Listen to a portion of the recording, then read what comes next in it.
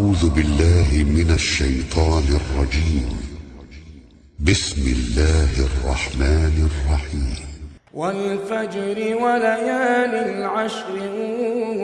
والشفع والوتر والليل إذا يسر هل في ذلك قسم لذي حجر ألم تر كيف فعل ربك بعاد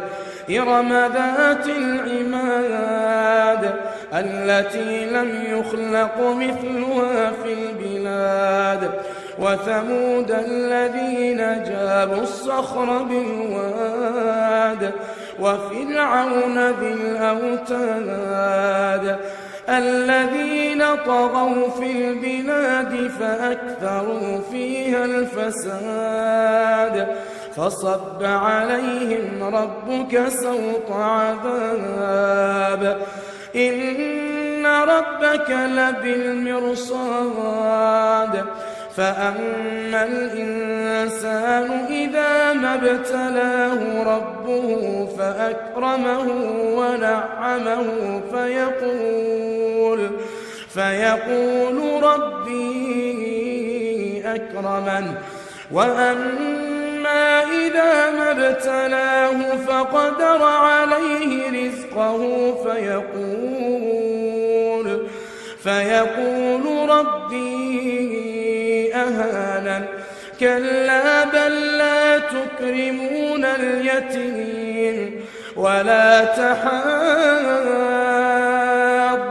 على طعام المسكين وتأكلون التراث أكلا لما وتحبون المال حبا جما